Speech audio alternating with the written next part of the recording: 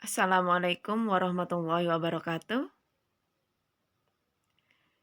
Pada pertemuan kali ini kita akan mempelajari tentang besaran-besaran fisika. Sebelum kita memulai pembelajaran, marilah kita awali pembelajaran kita dengan membaca basmalah bersama-sama. Bismillahirrahmanirrahim.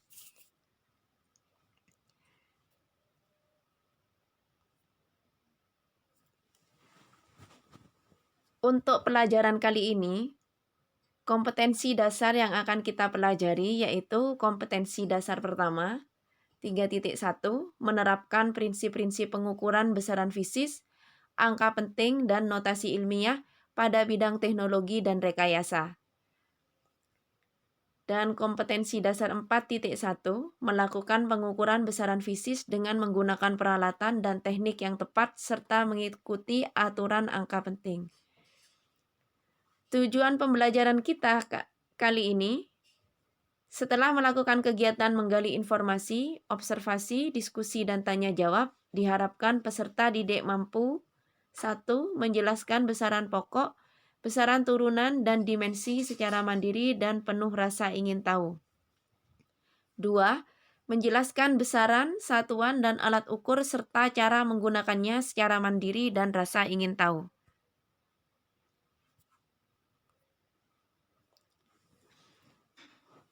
Materi yang kita pelajari yaitu tentang besaran, satuan, dan dimensi. Materi ini sudah pernah kalian terima di SMP. Hanya saja dalam pembelajaran kali ini, di jenjang yang lebih tinggi yaitu di SMK, ada tambahan materi tentang dimensi.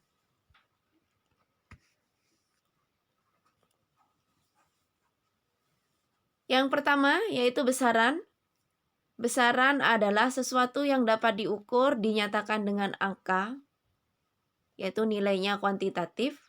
Contohnya panjang, massa, waktu, suhu, dan lain-lain. Kemudian kita juga perlu mengetahui tentang definisi mengukur. Mengukur adalah kegiatan membandingkan sesuatu dengan sesuatu yang lain yang sejenis yang ditetapkan sebagai satuan. Besaran fisika baru terdefinisi jika ada nilainya atau ada besarnya, kemudian ada satuannya. Contohnya panjang penggaris 1 meter. 1 adalah nilai besaran dan meter adalah satuan. Atau mungkin contoh yang lain, massa beras sama dengan 1 kilogram. 1 adalah nilai dan kilogram adalah satuan. Yang berikutnya adalah satuan. Satuan adalah ukuran dari suatu besaran ditetapkan sebagai satuan. Contoh meter, kilometer, milimeter, sentimeter, merupakan satuan dari besaran panjang. Kemudian detik, menit, jam merupakan satuan dari besaran waktu. Gram, kilogram merupakan satuan dari besaran massa. Dan masih banyak lagi satuan-satuan besaran yang lain. Ada sistem satuan. Kita mengenal ada 2 macam sistem satuan. Yang pertama, sistem metrik, yaitu MKS, meter, kilogram, sekon. Ini dikenal dengan satuan internasional. Yang kedua, CGS, sentimeter, gram, sekon. Yang kedua, sistem non-metrik atau sistem British. Sistem satuan internasional disingkat dengan SI.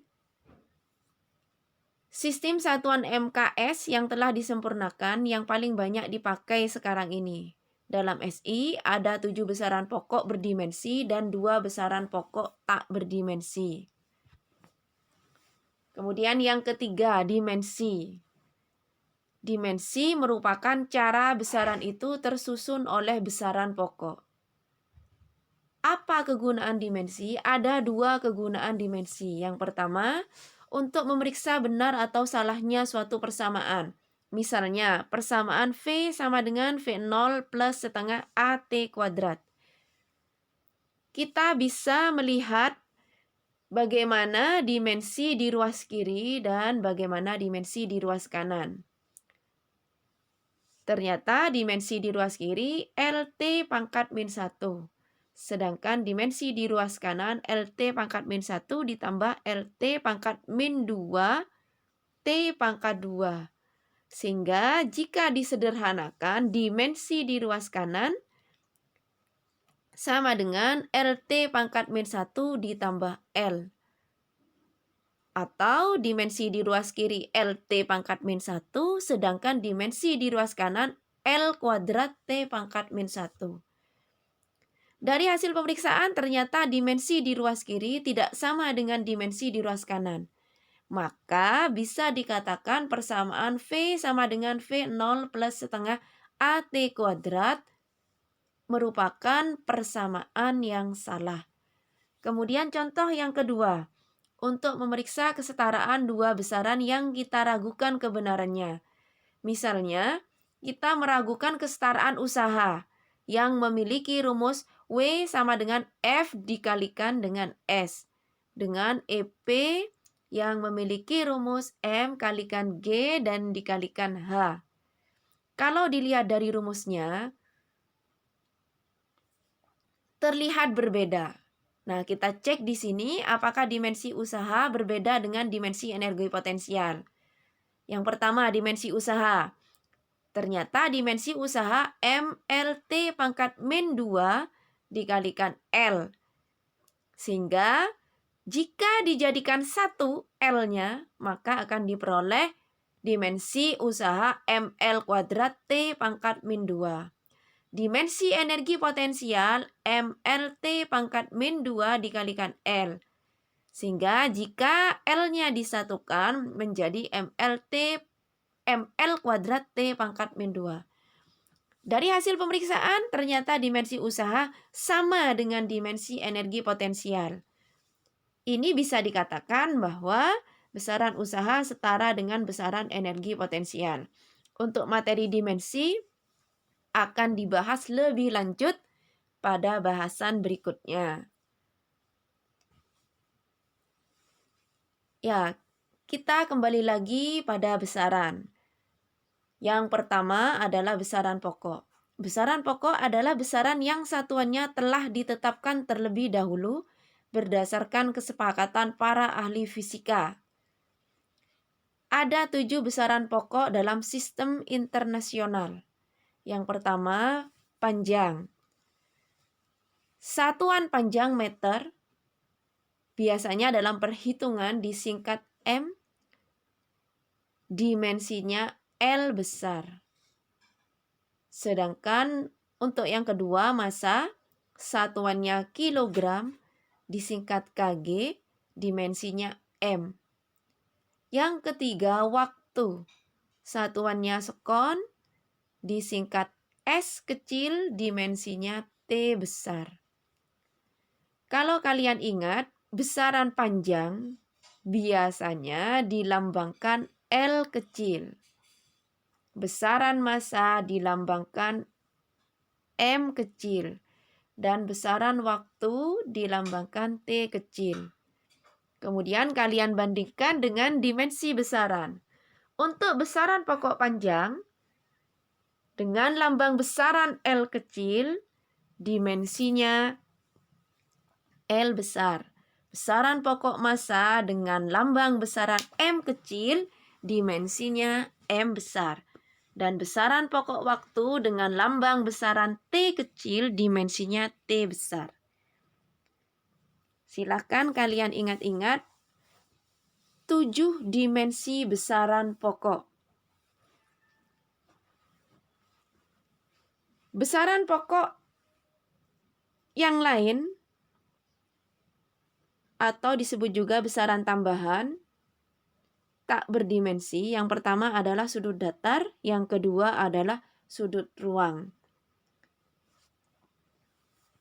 Kedua besaran pokok ini tidak memiliki dimensi.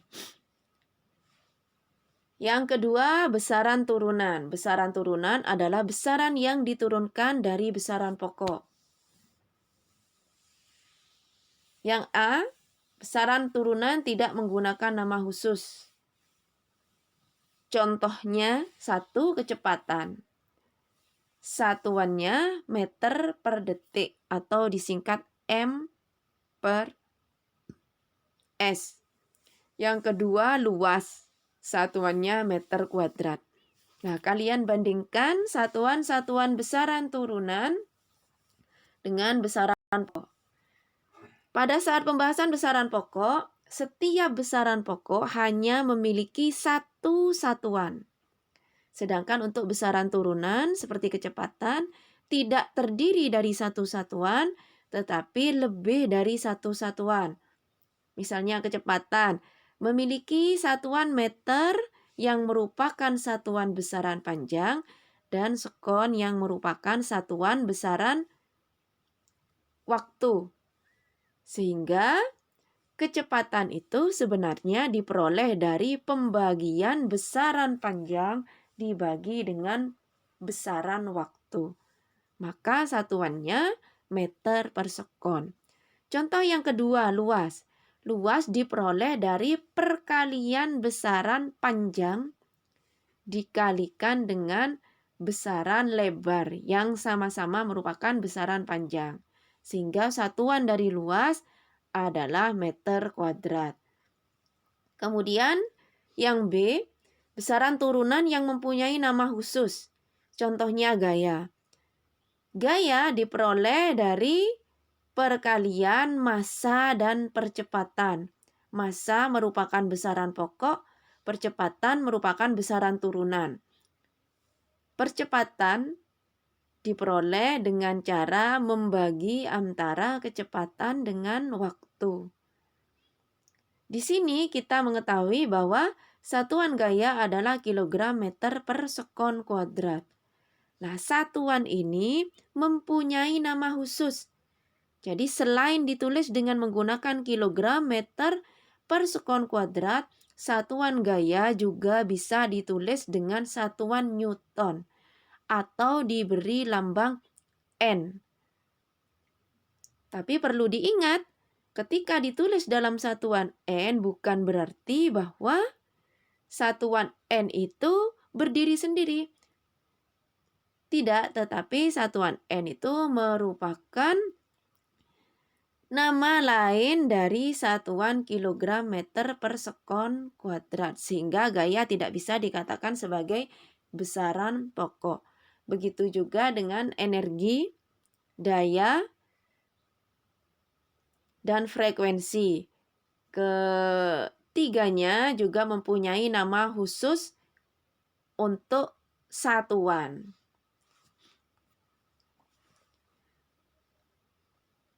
Ya, di sini ada beberapa contoh besaran turunan dan dimensi.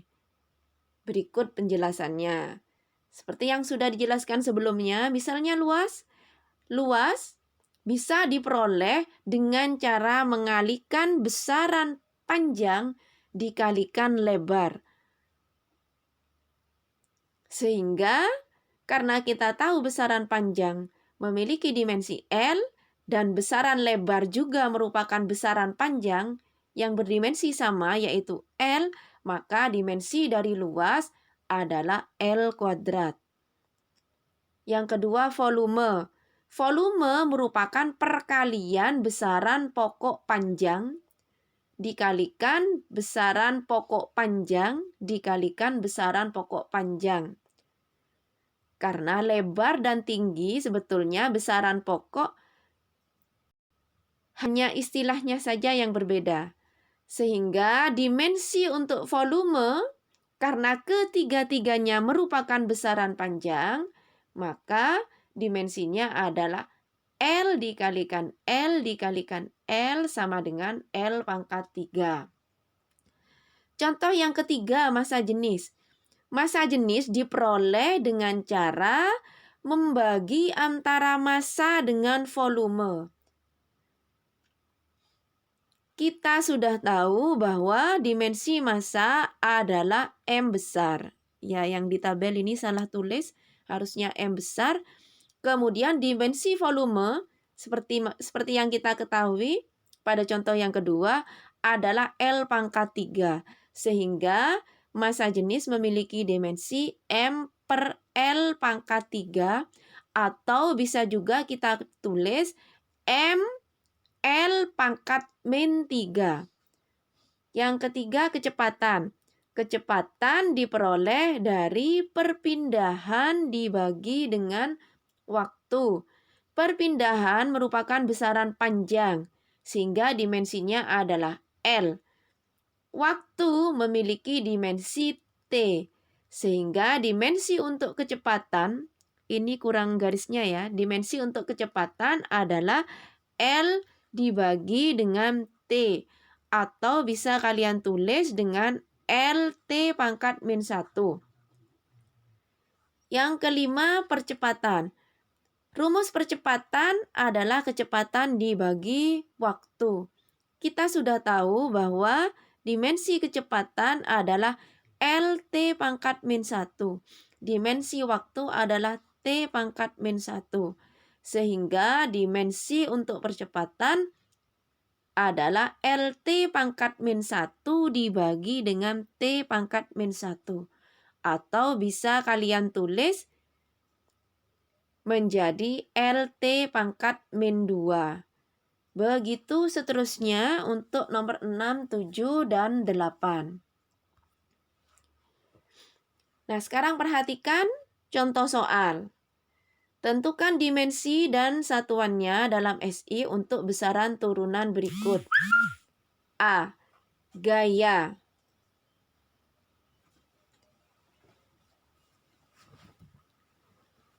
Gaya bisa diperoleh dengan cara mengalihkan massa dan percepatan.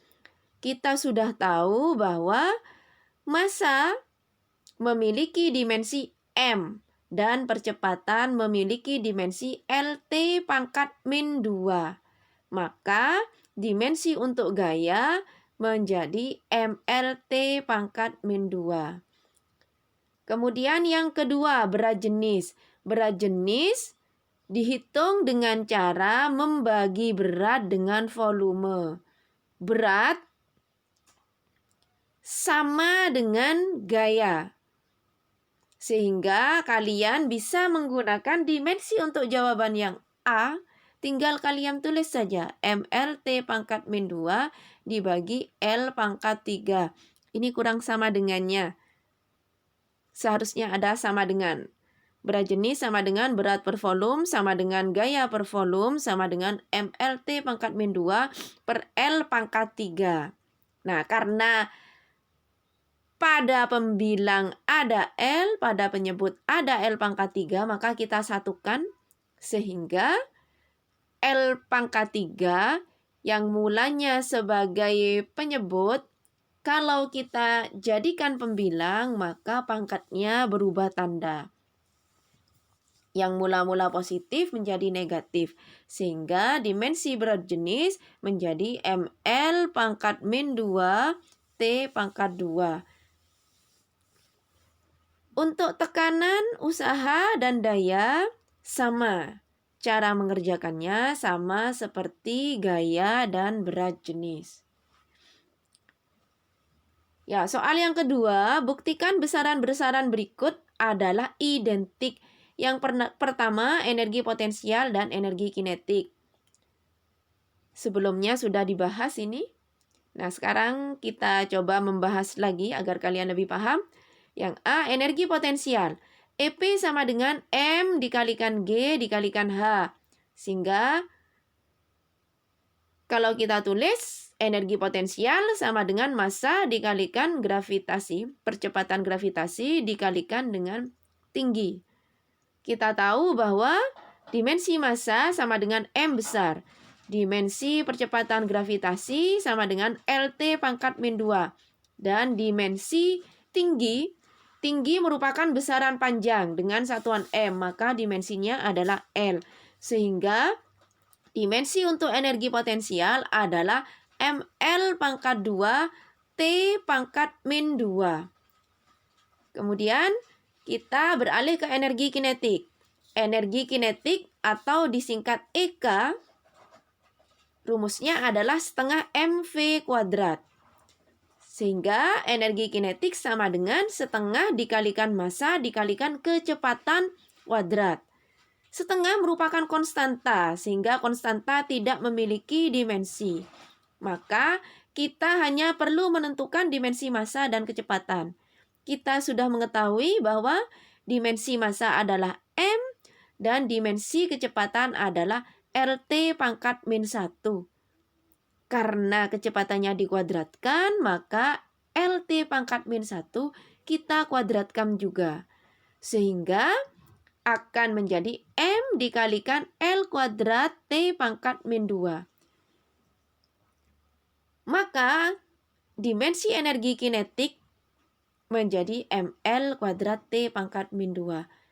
Dari sini kita bandingkan dimensi energi potensial ml kuadrat T pangkat min 2 dan dimensi energi kinetik ml kuadrat T pangkat min 2. Maka bisa kita simpulkan bahwa keduanya memiliki dimensi yang sama atau keduanya adalah identik.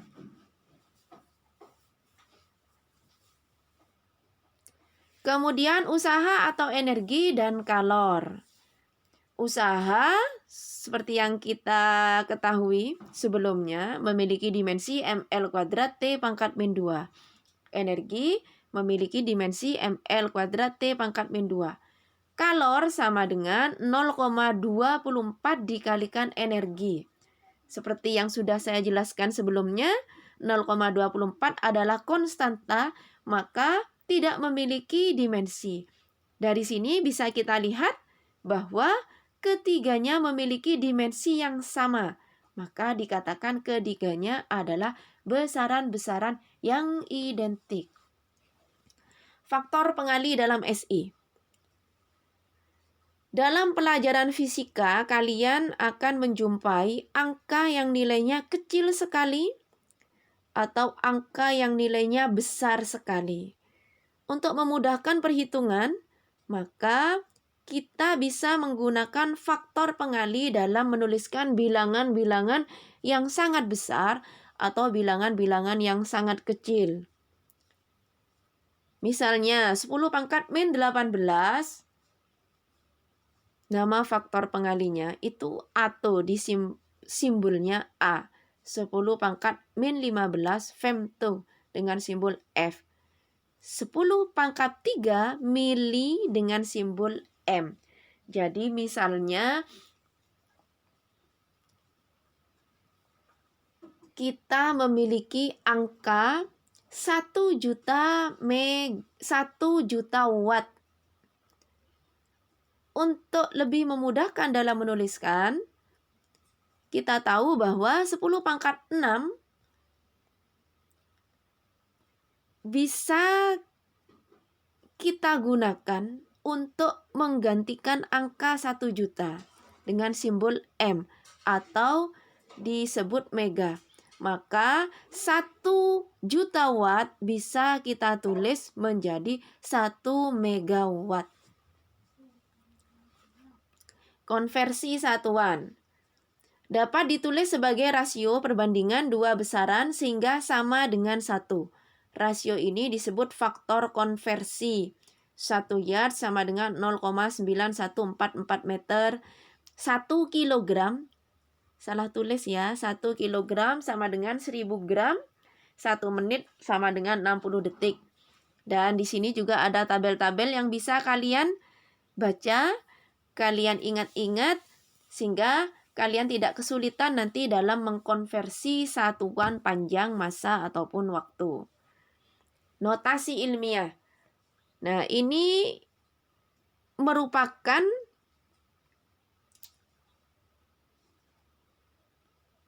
penerapan dari faktor pengali yang telah kita pelajari tadi. Notasi ilmiah dipakai untuk mengatasi masalah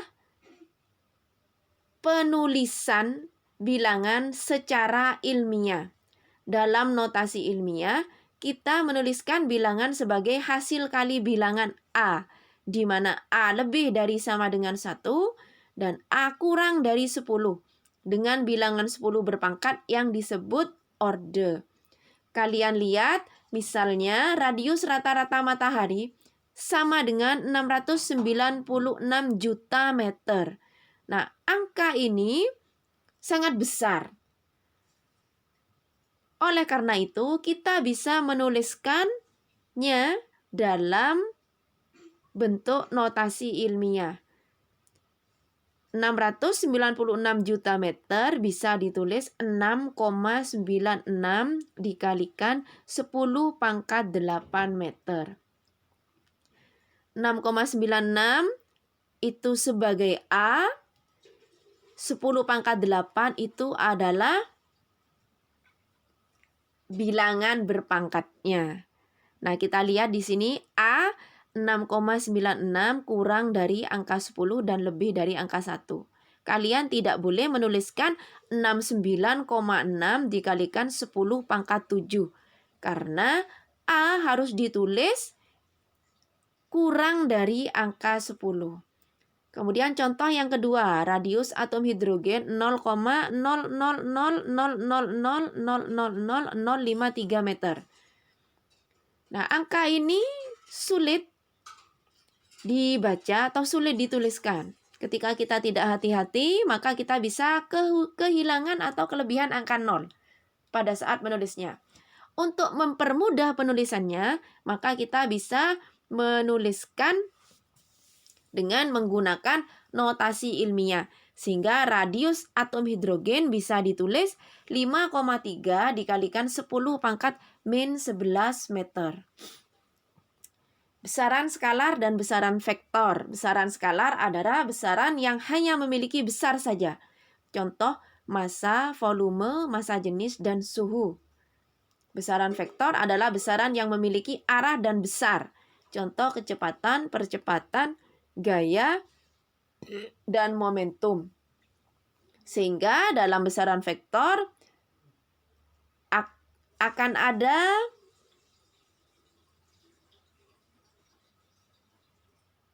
karena memiliki arah, maka akan terjadi penambahan atau pengurangan nilai dari besaran.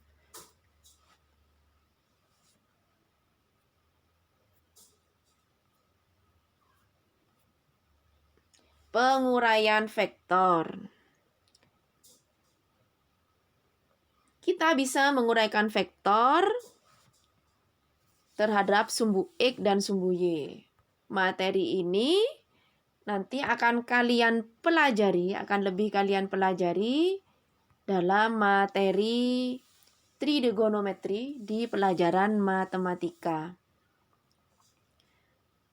Dari sini, kalian bisa, jika kalian mengetahui berapa nilai A, maka kalian bisa mengetahui berapa nilai AX-nya. AX sama dengan A cos alfa. Ini akan lebih dijelaskan nanti di matematika. Kemudian bagaimana dengan AY, penguraian vektor terhadap sumbu Y? Maka AY sama dengan A sin alfa. Bagaimana kita menentukan besarnya A? Besarnya A bisa kita hitung dengan menggunakan rumus Pitagoras, yaitu akar dari AX kuadrat ditambah dengan AY kuadrat. Kalian juga bisa menentukan berapa nilai sudut alfa. Sudut alfanya, yaitu arkes tangen AX dibagi dengan AY. Penjumlahan vektor. Penjumlahan vektor bisa dengan metode jajaran genjang dan metode poligon. Bagaimana menghitung besarnya vektor?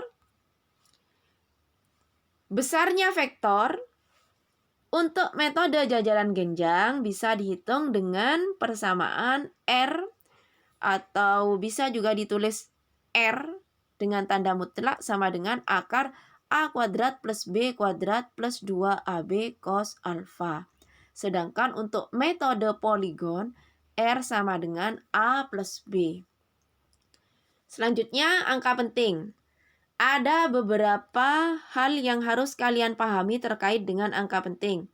Yang pertama, semua angka bukan nol adalah angka penting. 221,5 cm mengandung 4 angka penting. Angka nol yang terletak di antara angka bukan nol termasuk angka penting.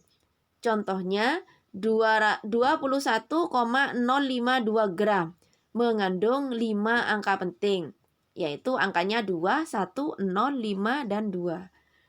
Selanjutnya, angka 0 di sebelah kanan angka bukan 0 adalah angka penting kecuali ada penjelasan lain. 2300 gram mengandung 4 angka penting. Angka pentingnya yang mana saja? 2, 3, 0, dan 0. Kemudian contoh yang kedua, 2300 gram mengandung 3 angka penting. Karena pada angka 2300 di angka 0, di angka ketiga, angka 0 diberi garis. Maka yang dianggap angka penting hanya angka 2, 3, dan angka 0 yang bergaris. Yang keempat, angka 0 di sebelah kiri angka bukan 0, tetapi tidak didahului angka bukan 0, tidak termasuk angka penting. Contohnya 0,0045 kg mengandung 2 angka penting. Angka berapa saja yang dianggap angka penting? Angka 4 dan angka 5. Operasi angka penting. Operasi angka penting yang pertama penjumlahan dan pengurangan. Aturan yang berlaku untuk operasi angka penting jika dijumlah atau dikurangi adalah hasil penjumlahan atau pengurangan hanya boleh mengandung satu angka taksiran. Contohnya 2,234 terdiri dari 4 angka penting. 2,0345 terdiri dari 5 angka penting. Jika dijumlahkan menghasilkan 4,2685 terdiri dari 5 angka penting. Karena operasi penjumlahan dan pengurangan sesuai dengan aturan angka penting hanya boleh mengandung satu angka taksiran, maka 4 angka yang terakhir kita bulatkan sehingga 4,2685 ditulis menjadi 4,3. Jadi hanya mengandung satu angka taksiran, angka 3 saja. Contoh yang kedua untuk pengurangan. 485,78, 5 angka penting, 362, 3 angka penting. Jika dikurangi hasilnya 123,78. Seperti yang sudah kita ketahui bahwa hasil penjumlahan atau pengurangan hanya boleh mengandung satu angka taksiran, maka angka 78 kita bulatkan menjadi satu angka di belakang koma menjadi 123,8. Yang selanjutnya operasi perkalian dan pembagian. Aturan operasi perkalian dan pembagian, banyaknya angka penting hasil perkalian atau pembagian antara dua bilangan sama dengan banyaknya angka penting yang paling sedikit di antara dua bilangan itu. Contohnya, 5,24 mengandung 3 angka penting dikalikan dengan 2,5 mengandung 2 angka penting. Maka hasilnya 13,100 harus kalian tulis dalam 2 angka penting. Sehingga 13,100 dibulatkan menjadi 13. Contoh yang kedua, 48 mengandung 2 angka penting. 0,05 mengandung 1 angka penting. 9 hasilnya, 48 dibagi 0,05 adalah 960. hasilnya mengandung 3 angka penting. Sesuai dengan aturan operasi angka penting, maka kita bulatkan menjadi 1000 dengan tanda garis bawah di angka 1. Maksudnya adalah hanya 1 angka penting. Atau bisa juga kalian tulis dengan menggunakan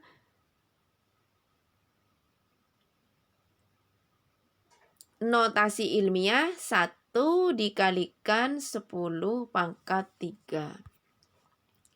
Pemangkatan dan penarikan akar. Banyaknya angka penting dari hasil pemangkatan atau penarikan akar sama banyaknya dengan angka penting yang dipangkatkan atau yang ditarik akarnya.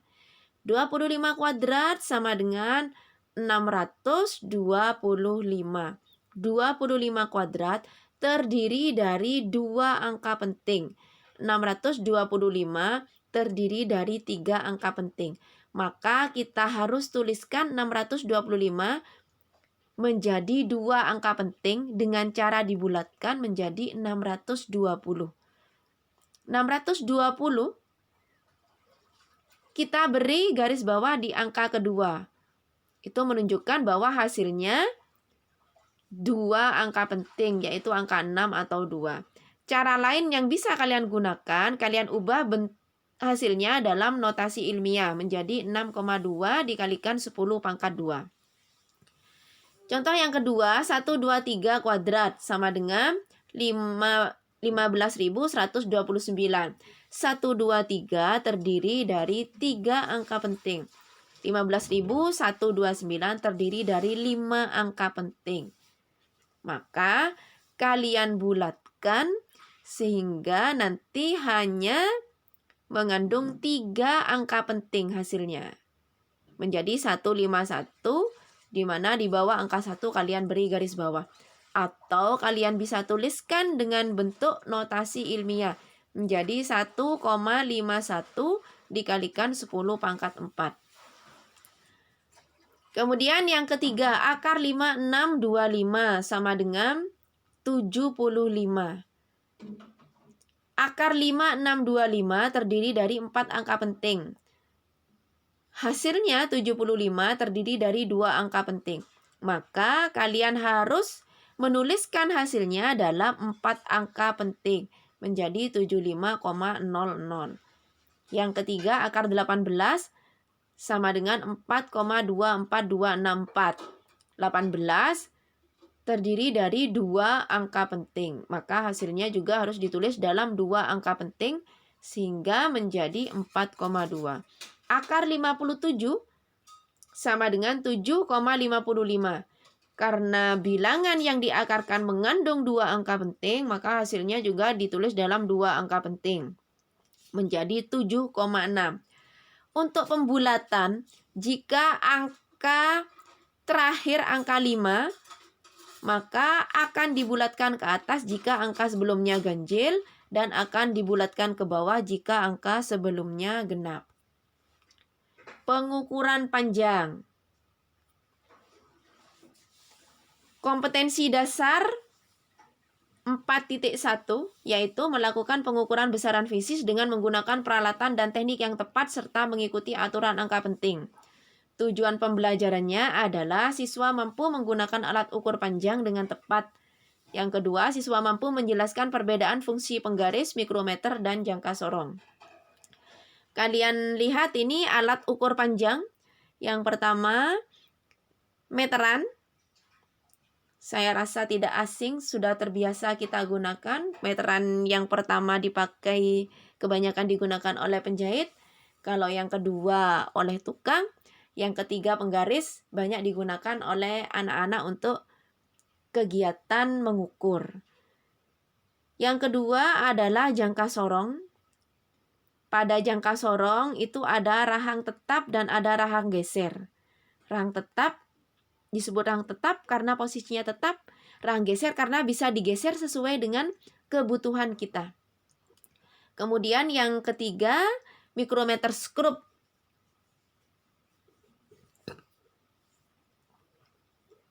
Bagaimana cara menggunakan ketiga alat pengukuran panjang tersebut?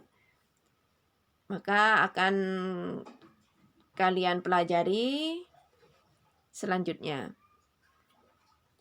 Yang pertama, cara mengukur dengan menggunakan penggaris. Saya rasa anak-anak sudah tahu bagaimana cara mengukur menggunakan penggaris. Yang perlu kita perhatikan bahwa ketika kita mengukur menggunakan penggaris, posisi harus lurus dengan panjang benda yang akan diukur.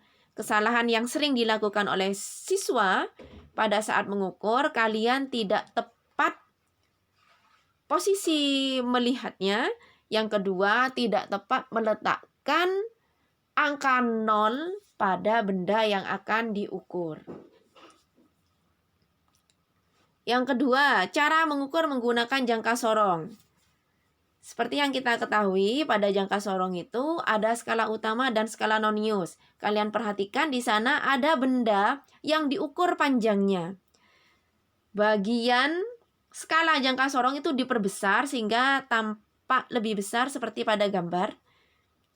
Yang tertulis angka 3, 4 itu adalah skala utamanya. Kemudian yang bawah 0, 5, 10 itu adalah skala noniusnya. Bagaimana cara mengukurnya? Kalian perhatikan angka sebelum angka 0 yang ada di bawah. Kita bisa melihat antara 3 dan 4 itu ada 10 skala. Sehingga skala utamanya itu 3 lebih 1 skala.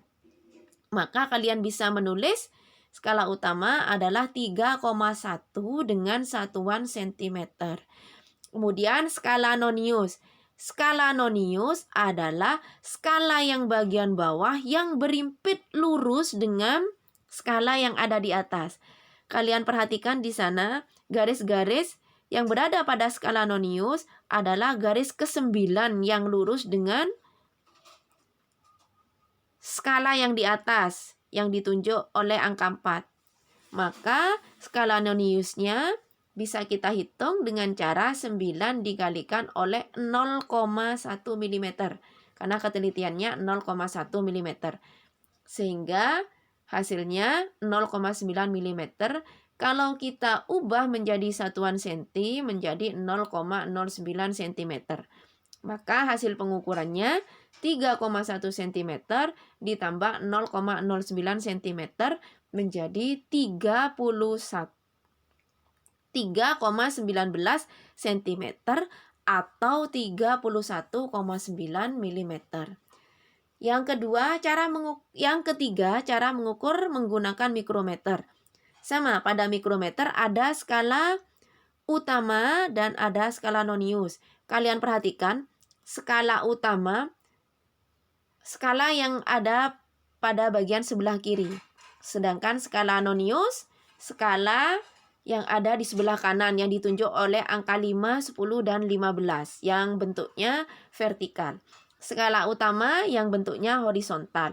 Kalian perhatikan pada skala utama itu ada skala yang tertulis di atas. Ada garis-garis skala yang di atas dan yang di bawah. Garis skala yang di bawah itu menunjukkan nilai 0,5. Kita perhatikan di sana ada angka 0 dan 5.